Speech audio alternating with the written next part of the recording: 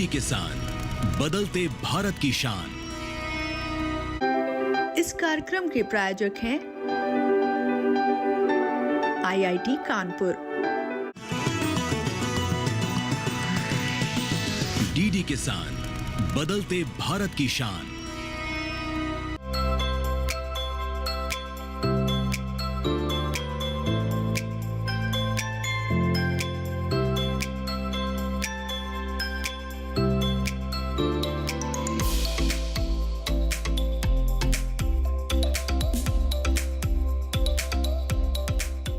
करोड़ों लोगों की आजीविका होने के बावजूद खेती में आज भी तमाम तरह की चुनौतियां मौजूद हैं, जिसमें मौसम का बदलाव फसल पर सबसे ज़्यादा असर करता है।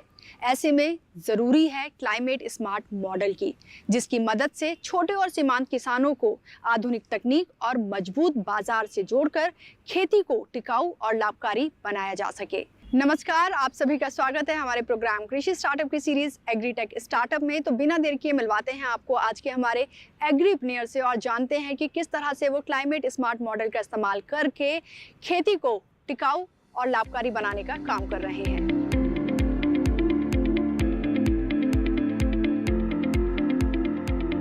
नमस्कार, मैं हूं Narsingh Madke, chairman and director of Farmplex private limited. हम संरक्षित खेती और आधुनिक खेती से फार्मिंग करते हैं।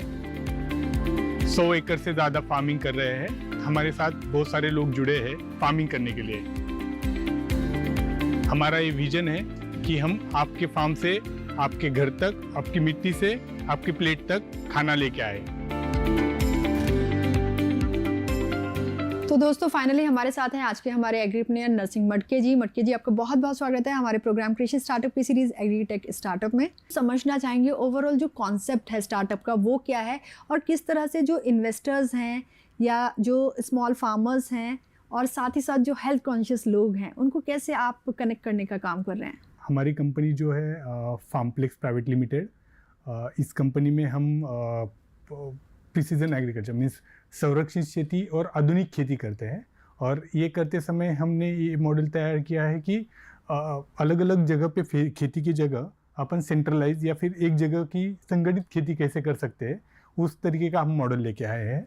यहाँ पे हम ये कर रहे हैं कि जैसे जिनको खेती करनी है उनके लिए हम एज ए प्लेटफॉर्म बन रहे हैं, और जो ऑलरेडी खेती कर रहे हैं उनके लिए हम प्लेटफॉर्म बन रहे हैं और इन टर्म्स ऑफ जो इंफ्रा सेटअप लगता है। क्योंकि जो नॉर्मल किसान है वो इसको नहीं कर पा रहा है, उसमें इन्वेस्ट नहीं कर पा रहा है, तो हम ये दोनों के बीच का जो गैप है वो फुलफिल करके एज ए प्लेटफॉर्म करके हमारी कंपनी काम कर रही है। खेती में जो सबसे बड़ी समस्या होती है वो यील्डिंग की होती है कि प्रोडक्शन जो है वो किसान नहीं निकाल पाता है, क्योंकि आप प्रिसीजन फार्मिंग के जरिए करते हैं, टेक्नोलॉजी यूज़ कर रहे हैं। तो किस तरह से जो आपकी टेक्नोलॉजीज़ हैं वो मदद करती हैं प्रोडक्शन बढ़ाने के लिए। क्या कर रहे हैं किसान, जो पारंपरिक खेती है उसमें ही जुड़ा हुआ है, उनको अच्छी खेती करनी है बट उनके पास वो संसाधन अवेलेबल नहीं है। अगर देखा जाए तो पिछले 10 सालों में मौसम बदलते जा रहा है, और ये बदलते मौसम का फटका सबसे ज़्यादा किसान को बहुत ज़्यादा हो रहा है। और अगर उनको अच्छी तरीके से खेती करनी है तो जो संसाधन लग रहे हैं वो थोड़े उनके बजट के बाहर है। जैसे पॉलीहाउस खेती है, जो इरिगेशन है, तो उनके बाहर है। तो हम क्या कर रहे हैं कि जहाँ पे भी हम जो एक क्लाइमेटिक जोन आइडेंटिफाई करके वहाँ पे वो संसाधन या जो भी इंफ्रा लग रहा है फार्मिंग करने के लिए, अच्छी खेती करने के लिए, हम वो अवेलेबल करके दे रहे हैं।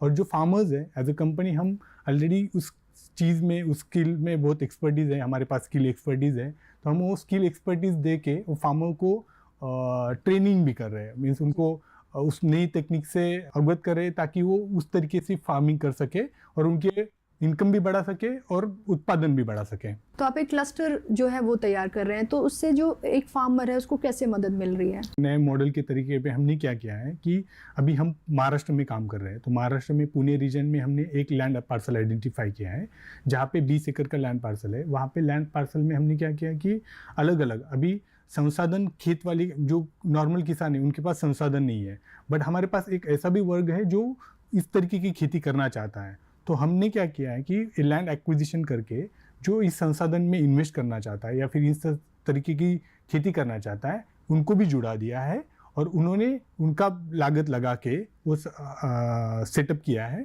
और हमने जो लोकल फार्मर्स है जिनके पास बहुत कम ज़मीन है या फिर उनकी ज़मीन से उनका सर्वाइवल ही चल रहा है या फिर उनकी उतनी सालाना आय नहीं आ रही है, तो उनको हमने वहाँ पे एज ए एम्प्लॉयमेंट एम्पावर किया है।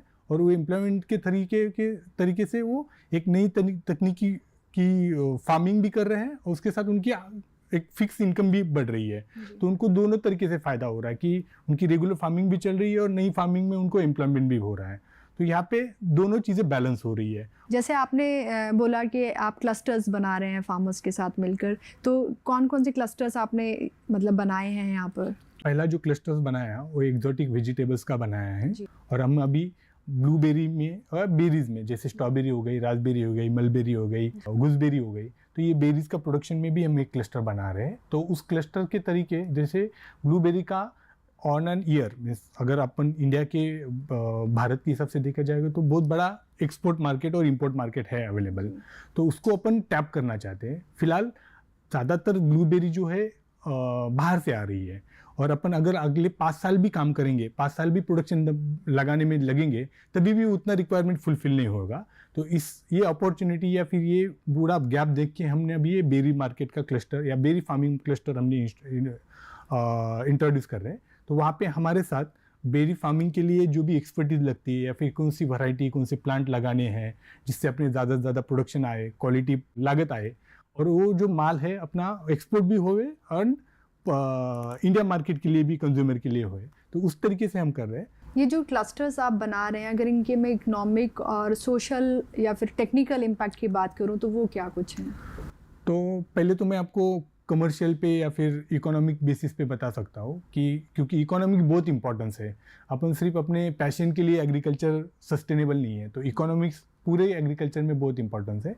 तो इकोनॉमिक वाइज अगर कोई भी आज मीन्स जैसे इंडिया में आज भी नहीं बोले तो भी 300-400 एकड़ में उससे ज़्यादा बेरी कल्टीवेशन हो रहा है, ब्लूबेरी का कहे तो, और महाबलेश्वर में स्ट्रॉबेरी का कल्टीवेशन ऑलरेडी हो रहा है।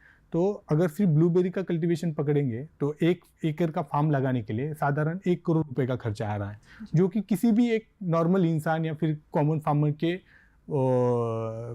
उतना लागत नहीं लगा सकता है। तो उसके लिए हमने क्या किया है कि एक जगह पे क्लस्टर बनाने की वजह से हमारा जो पूरा कॉस्ट है वो भी कम हो रहा है, जो कि 1 एकड़ में 50 लाख आ रहा है। उसके साथ हम लैंड भी दे रहे हैं ताकि जो भी इन्वेस्टर उस पर इन्वेस्ट करेगा तो उसको उसका लैंड भी मिलेगा, जो अप्रिशिएट होएगा 5 साल में लैंड भी डबल हो जाएगा और उसके साथ उसको पैसिव इनकम भी आएगा। तो 15 साल में आपको एक प्लांट कम से कम 70 से 80 किलो माल दे सकता है। अगर उसका आज के मार्केट के रेट के हिसाब से देखा जाए तो 1000 रुपये उसका रेट है, तो एक प्लांट आपको 5 से 6 लाख का आमदनी थ्रू आउट द ईयर दे सकता है। वैसे 1 एकड़ में साधारण 3000 प्लांट लगते हैं और अगर अगले 10 साल का अगर रिवेन्यू देखा जाए तो जो भी लागत है वो 4 साल में उसकी रिकवर हो रही है, उसके 6 साल आगे वाले जो भी आने वाले साल है तो उसको इतना इनकम मिलेगा कि वो एक जॉब भी करेगा, उसको पैसिव इनकम उसी प्रोपोर्शनेट में जनरेट होएगा।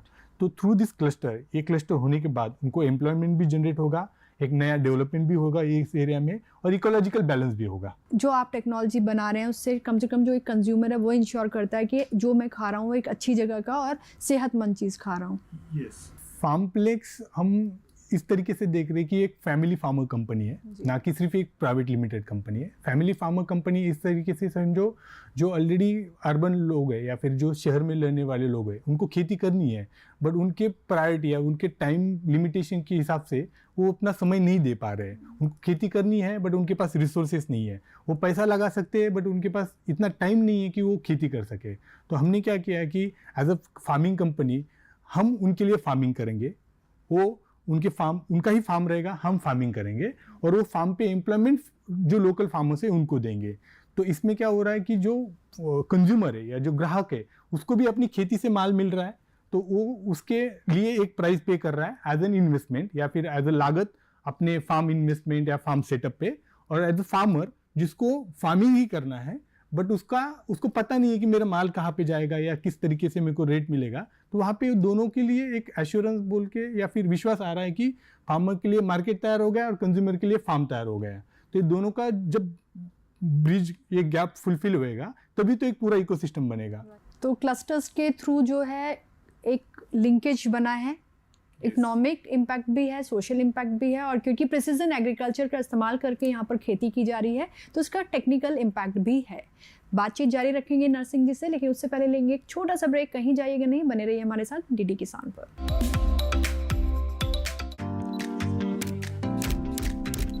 ओह लवली, वेल डन। अब होगा बड़ा स्टूडियो, नया कैमरा, नई लाइट्स, लगे हाथ नई कार भी ले लो उसी लोन से। नो, लोन लिए गए काम में ही लगाओ, समय से ईएमआई चुकाओ, क्रेडिट स्कोर बढ़ाओ और अगला लोन आसानी से पाओ। कार नहीं तो मेरी फोटो तो ले लो। आप कौन? आरबीआई कहता है वित्तीय समझदारी समृद्ध नारी। पता है, कल जो है मेरे घर पर एनएसओ के अधिकारी आए थे। मैंने तो उन्हें सारी सही जानकारी दे दी। हाँ, मेरे घर पे भी आए थे। अच्छा, तो मैंने भी उनको सारी जानकारी दी। ये एनएसओ क्या है और क्या जानकारी दी आप लोगों ने उन्हें? अरे एनएसओ यानी नेशनल स्टैटिस्टिक्स ऑफिस, जो इस समय पूरे देश में हाउस होल्ड हेल्थ एक्सपेंडिचर सर्वे कर रहा है, जिसके अंतर्गत पूछा जा रहा है कि पिछले 1 साल में किस तरीके की बीमारियां हुई हैं, कितना खर्चा आया है और बीमा का फायदा हुआ या नहीं। और अगर किसी घर में महिला माँ बनी है, कोई टीकाकरण की गई जाँचें और डिलीवरी किसके द्वारा हुई, कहाँ हुई, और सबसे जरूरी बात, माँ और बच्चा सुरक्षित है या नहीं। और ऐसी स्वास्थ्य संबंधी जानकारियां इकट्ठी की जाती हैं और हमसे साझा की गई जानकारी के द्वारा सरकार ये तय करती है कि आने वाले समय में स्वास्थ्य संबंधी नीतियां कैसी हों, सुविधाएं बेहतर कैसे बने। और सबसे महत्वपूर्ण बात, ये सारी जानकारी 100% गोपनीय रखी जाती है। हमने तो अपनी जिम्मेदारियां निभा दी, अब बारी है आपकी।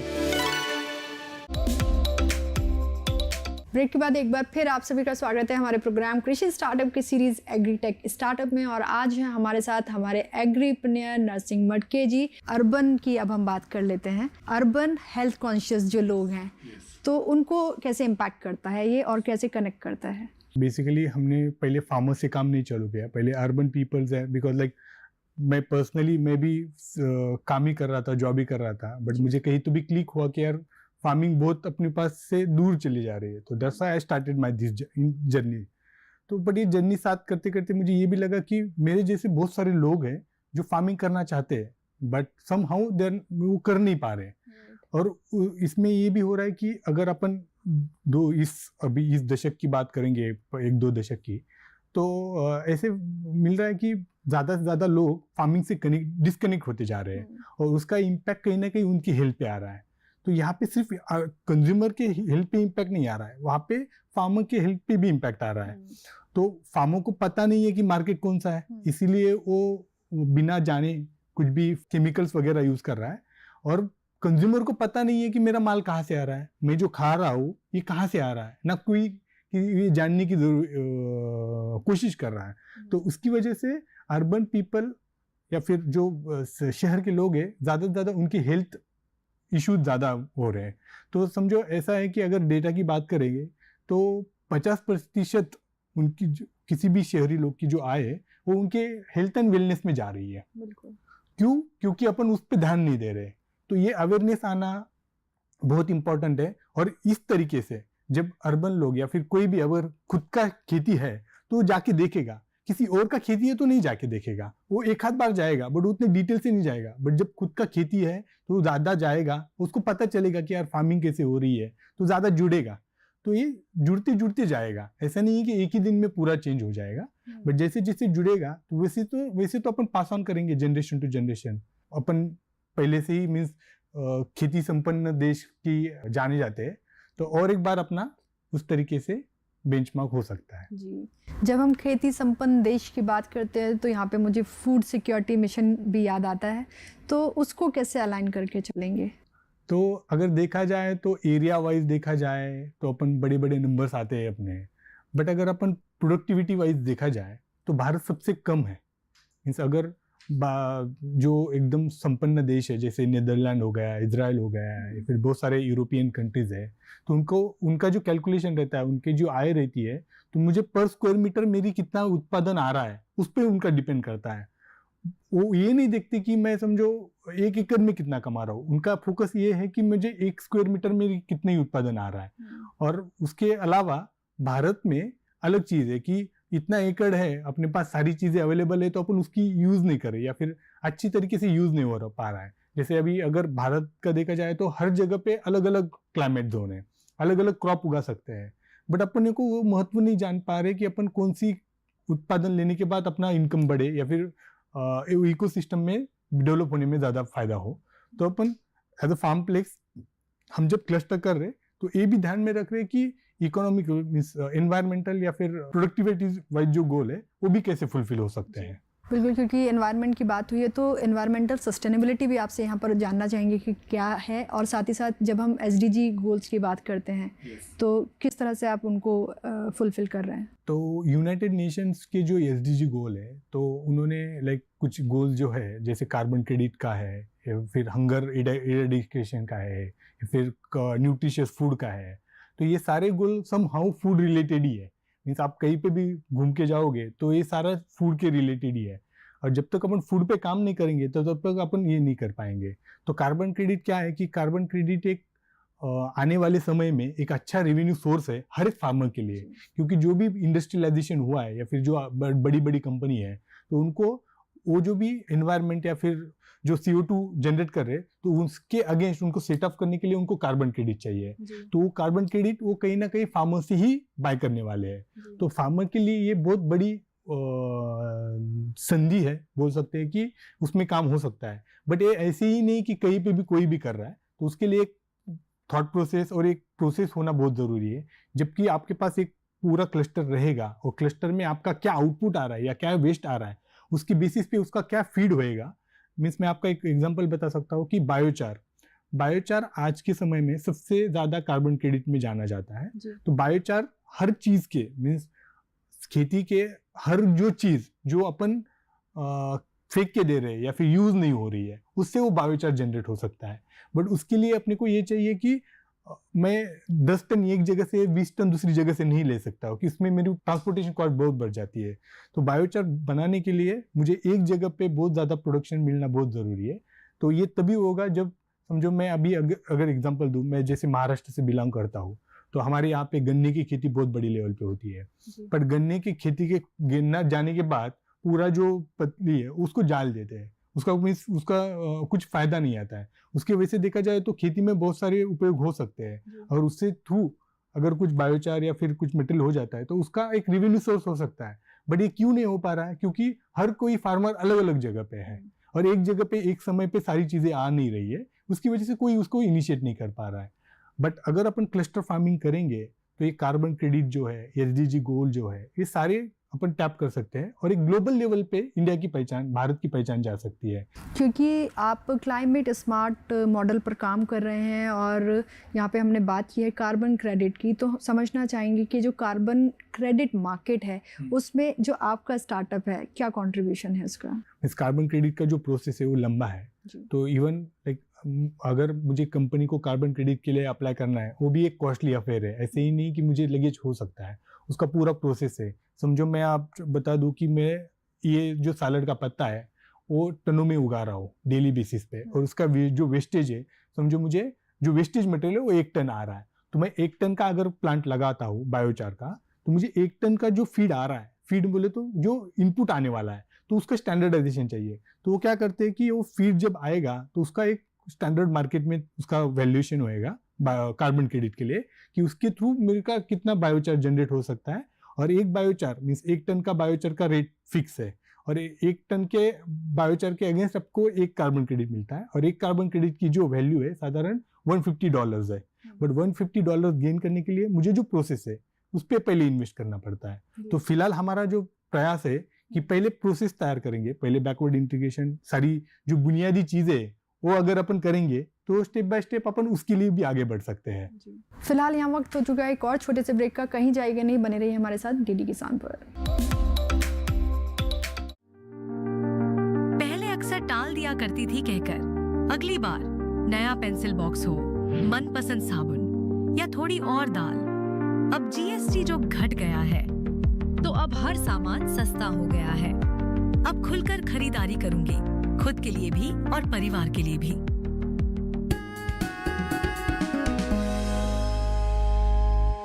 पशुपालन में उत्कृष्ट योगदान देने वालों के लिए सुनहरा अवसर। राष्ट्रीय गोपाल रत्न पुरस्कार 2025 के अंतर्गत देश भर के डेयरी किसानों, एआई तकनीशियनों और डेयरी संगठनों को नवीन प्रौद्योगिकी प्रथाओं को अपनाने के लिए सम्मानित किया जाएगा।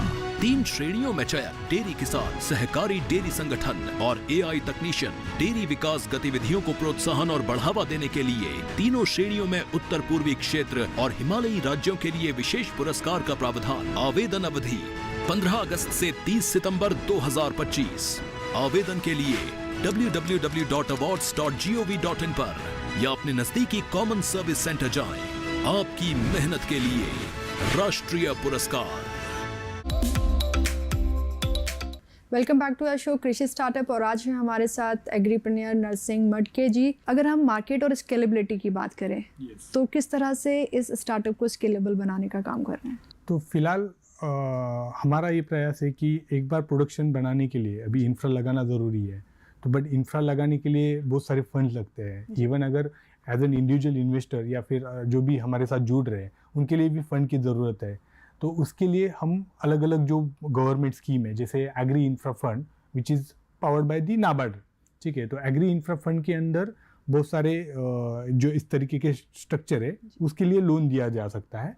तो हम क्या कर रहे हैं कि एज अ कंपनी हम जब प्लेटफॉर्म बनाएंगे तो वो इनिशिएट करेंगे इन्वेस्टर्स के लिए ताकि उनको फंड रेज करने में आसानी जाए।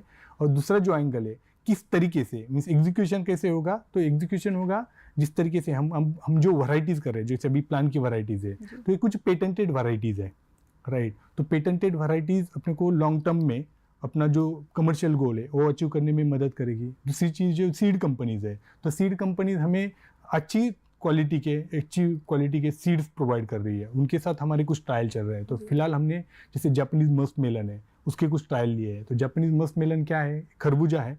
जो नॉर्मल खरबूजा क्या होता है कि अपन जब हार्वेस्ट करते हैं या फिर निकालते हैं तो हार्डली 2 से 4 दिन टिकता है, बट उसका शेल्फ लाइफ कम रहता है। तो उसकी वजह से एज अ फार्मर उसको क्या होता है कि उसको टाइम लिमिट बहुत कम पड़ता है कि मुझे निकाला है तो बेचना ही पड़ेगा। बट ये मस्क मेलन जो वैरायटीज़ है ये तो इसकी शेल्फ लाइफ बहुत अच्छी है। अगर मुझे एक्सपोर्ट भी करनी है तो इसका जो शेल्फ लाइफ है 3 हफ्ते से ज़्यादा है। दूसरी चीज़ उसका जो शुगर लेवल है या ब्रिक्स लेवल है वो 16 से ज़्यादा है और इसकी ओवरऑल मार्केट में बहुत बड़ी वैल्यू है। तो अपन अगर थोड़ा चेंज अगर हर चीज़ में करने जाएंगे तो स्केल होगा। तो हम उसी पॉइंट ऑफ व्यू में फिलहाल हमारा जो टारगेट है जैसे अभी स्केल में हम क्या कर रहे हैं कि हमारा जो कॉस्ट है कम करने के लिए हमने अभी solar power green houses launch किए हैं। तो सोलर पावर हमारी जो कॉस्ट है वो कम कर रहा है। दूसरी चीज़ हम क्या कर रहे हैं कि इरिगेशन स्मार्ट कर रहे हैं कि जहाँ पे जितनी ज़रूरत है उतना ही पानी जाएगा, तो हमारा जो पानी का कंजम्पशन है वो कम लगेगा। तो पानी का कंजम्पशन इज ऑल्सो मीन्स बहुत महत्वपूर्ण है क्योंकि बहुत सारी जगह पे पानी उतना अवेलेबल नहीं रहता है। तीसरी चीज़ क्या है कि मैं क्या दे रहा हूँ, मीन्स फीड क्या कर रहा हूँ, कौन से फर्टिलाइजर दे रहा हूँ, क्या दे रहा हूँ। तो उसमें कंट्रोल देने के लिए अपन फर्टिगेशन यूनिट लगा रहे हैं जो मुझे पूरा डेटा दे सकते हैं कि समझे मेरा प्लांट कितने दिन का है और कितने दिन के लिए प्लांट के लिए मुझे कितना फर्टिलाइजर देना है। तो उसका मॉनिटरिंग मॉड्यूल है हमारे पास, तो उसके बेसिस पे हम फर्टिलाइजर दे रहे हैं, वहाँ पे भी हमारा कॉस्ट कंट्रोल आ रहा है। चौथी चीज़ क्या है कि अगर मीन्स सब ये होने के बाद मेरा ऑपरेशन कैसे ऑप्टिमाइज हो जाए, तो ऑपरेशन करने के लिए हम क्या कर रहे हैं कि हर सेंटर का या हर क्लस्टर के थ्रू जो भी क्रॉप है उसका एक स्टैंडर्ड ऑपरेटिंग प्रोसेस बना रहे हैं ताकि मीन्स मुझे A to B क्या करना है, B to C करना है, जब कब लागत करनी है, कब हार्वेस्ट करना है, उसके दौरान क्या क्या चीज़ें करनी है। तो उसकी वजह से हमें जो भी नीचे वाले लेबर्स है, फार्मर्स है जो हमारे लिए काम कर रहे हैं, तो उनको आसानी जाती है नीचे काम करने में। अगर आपके पास कुछ मॉड्यूल नहीं है तो फिर कोई से भी काम करेगा तो आपके पास एश्योरेंस नहीं आएगा कि मेरा माल कैसे आने वाला है। और इसके बाद जो पांचवा है मीन्स ये तो आ गया मार्केट, बट मार्केट में ऑलरेडी हम टाइप है, तो जहाँ पे मीन्स हमारा सोइंग से लेकर मार्केट तक पूरा चेन हमारे पास है। इवन उसको कैसे एग्जीक्यूट करना है उसके लिए टेक्नोलॉजी है। किस तरह की गवर्नमेंट स्कीम्स हैं जिनका सपोर्ट आपको मिल रहा है? गवर्नमेंट स्कीम तो बहुत सारी है, जैसे मैंने AIF का भी जिक्र किया था। उसके अलावा सब्सिडी भी है गवर्नमेंट से, जैसे NHF के अंडर नेशनल हॉर्टिकल्चर मिशन और नेशनल हॉर्टिकल्चर बोर्ड की तरफ, ये दोनों स्कीम है जहाँ पे अपने को समझो पोलियोस की तरफ 50% तक सब्सिडी की गुंजाइश है। उसके अलावा कोल्ड स्टोरेज है, पैक हाउस है, हर चीज़ पे सब्सिडी है। बट उसकी कुछ पॉलिसीज की कुछ गाइडलाइंस है, तो गाइडलाइंस को फॉलो करना कभी कभार थोड़ा दिक्कत वाला काम है क्योंकि वो गाइडलाइंस के थ्रू अगर जाना जाए तो फिर होता नहीं है, तो एक लिमिटेशन है। बट अगर एज अ क्लस्टर बेसिस पे हम उसको सॉर्ट आउट कर रहे हैं कि एज अ क्लस्टर फार्म या फिर as a mega food park भी बहुत सारे इंडिया के अंदर प्रोजेक्ट चल रहे हैं। तो जैसे मेगा फूड पार्क है वैसे ही क्लस्टर फार्मिंग को भी बढ़ावा देने के लिए वैसे कुछ स्कीम अगर अपन पूरे 2-3 स्कीम मिला के अगर कर सकते हैं तो उसमें ज़रूर सबका फ़ायदा होगा और ये स्केल अप करने में और एक्सपीडाइट जल्दी इंस्टॉल करने में ज़्यादा मदद होगी। और उसके अलावा हम ये भी देख रहे हैं कि जैसे बहुत सारी गाइडलाइंस पुरानी हो चुकी है और अगर अपन क्लाइमेट के हिसाब से देखा जाए तो उसको थोड़ा रिवाइव करना ज़रूरी है, तो उसके लिए भी थोड़े प्रयास चल रहे हैं हमारे। तो नरसिंह जी, अगर हम आपके मिशन और विजन की बात करें तो वो क्या कुछ है? अगले 5 साल में क्या गोल लेकर चल रहे हैं? किस तरह से आप ये जो फार्म प्लेक्स है उसको देखते हैं कि क्या इसका कंट्रीब्यूशन होगा देश की ग्रोथ में? तो अगले 5 साल के लिए हमारा जो मिशन है, तो हम जैसे एक क्लस्टर तैयार कर रहे हैं तो ऐसे ही क्लस्टर अलग अलग क्लाइमेटिक जोन में इंडिया में तैयार करें, अलग अलग क्लाइमेट जोन के हिसाब से और अलग अलग क्रॉप प्लांटेशन के हिसाब से। और जैसे उसका जो इम्पैक्ट है, जैसे मैंने आपको बताने जाऊँ तो अभी हमारा जो करंट प्रोजेक्ट चल रहा है तो वहाँ पे 20 से ज़्यादा लोकल फार्मर्स और उनको एम्प्लॉयमेंट दिया है। जो आने वाला ब्लूबेरी क्लस्टर प्रोजेक्ट है वहाँ पे हम 200 से ज़्यादा लोगों को एम्प्लॉयमेंट देने वाले हैं, जो कि उनको एम्प्लॉयमेंट भी मिलेगा और स्किल एनहांस भी होगा और उनकी लाइवलीहुड में इम्प्रूवमेंट भी आएगा। और अगले 5 साल में जैसे क्लस्टर, जैसे अभी हमने बहुत सारे लोकेशंस आइडेंटिफाई किए विद इन महाराष्ट्र, उत्तराखंड, क्योंकि इंडिया बहुत ज़्यादा डाइवर्सिफाइड है, तो अपन उसका पूरा पोटेंशियल कैसे ले सकते हैं और कैसे अपन उसको और बढ़ावा दे सकते हैं, तो उस तरीके से हम करना चाहते हैं। तो as a integrated agriculture park हम हर जगह पे करें एज ए पैन इंडिया, ये हमारा अगले 5 साल में मिशन है। और विजन की बात करेंगे तो एज ए इंडिया का हम ये चाहते हैं कि एज ए इंडिया को हम ग्लोबल बेंचमार्क में लेके जाए एग्रीकल्चर इंडस्ट्री, जो कि अपनी पुरानी पहचान है एज एन एग्रेरियन कंट्री। सो हम फार्म प्लेस के थ्रू और हमारे काम के थ्रू, हमारे कंट्रीब्यूशन के थ्रू हम ये चाहते हैं कि इंडिया का बेंचमार्क ग्लोबल लेवल पे बढ़े। और आज आप हमारे दर्शकों को क्या मैसेज देना चाहते हैं वो भी जानना चाहेंगे। तो इस चैनल के द्वारा मैं ये मैसेज देना चाहता हूँ कि फार्मिंग में बहुत ज़्यादा पोटेंशियल है। आज भले ही आपको लग रहा है कि फार्मिंग में उतना प्रॉफिट नहीं आ रहा है, बट आगे आने वाले कुछ साल सिर्फ फार्मिंग और एग्रीकल्चर के ही रहने वाले हैं। तो जो हम ये चाहते हैं कि इंडिया में जो लोग एग्रीकल्चर में कुछ करना चाहते हैं, कुछ अच्छी चीज़ें करना चाहते हैं, कुछ ऑलरेडी कर रहे हैं, तो उन सबसे साथ हम जुड़ना चाहते हैं। और हम ही नहीं तो हम ये चाहते हैं कि हर कोई ऐसे जुड़ के काम करे ताकि एक अपन अच्छी इकोनॉमी और पूरी जो इकोसिस्टम है उसको मीन्स अलग तरीके से देख के नया भारत बना सके। और भारत की तस्वीर तभी बदलेगी जब हम खेती की तस्वीर बदलेंगे, और खेती की तस्वीर तभी बदलेगी जब हम उसमें प्रिसीजन फार्मिंग और टेक्नोलॉजी का इस्तेमाल करेंगे। नरसिंह जी, आपसे मिलकर बेहद अच्छा लगा और हम आपको शुभकामना देते हैं कि जल्दी से जल्दी आप अपने मिशन और विजन को पूरा करें। बहुत बहुत धन्यवाद। धन्यवाद। दोस्तों, हमारी एग्रीटेक स्टार्टअप सीरीज़ का मकसद यही है कि हम अपने किसान भाई बहनों तक कृषि से जुड़े उन सभी आधुनिक तकनीकों को पहुंचाएं जिनकी मदद से वो न सिर्फ अपनी आमदनी में इजाफा कर सके, बल्कि तकनीक का इस्तेमाल करके वो अपने समय और श्रम की बचत भी कर पाएं। दोस्तों, आपको ये प्रोग्राम कैसा लगा हमें बताइएगा ज़रूर। हमारी मेल ID है digital.agrikisan@gmail.com। अगले हफ्ते एक नई स्टार्टअप जर्नी को लेकर फिर हाजिर होंगे। तब तक के लिए दीजिए इजाज़त। नमस्कार।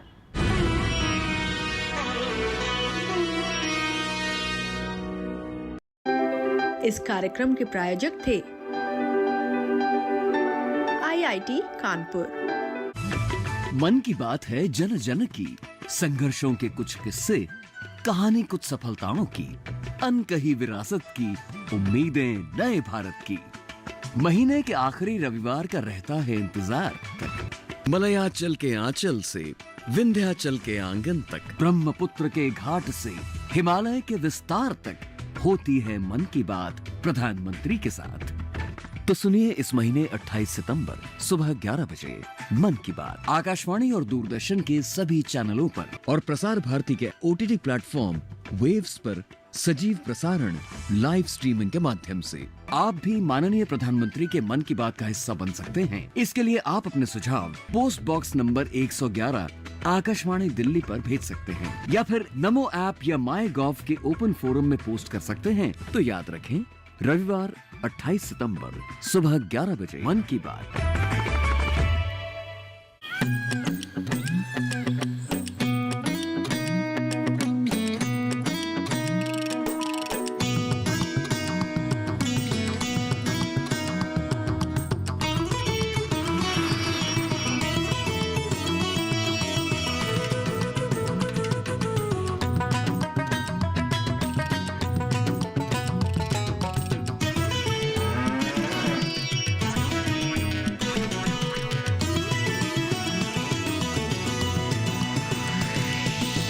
डीडी किसान, बदलते भारत की शान।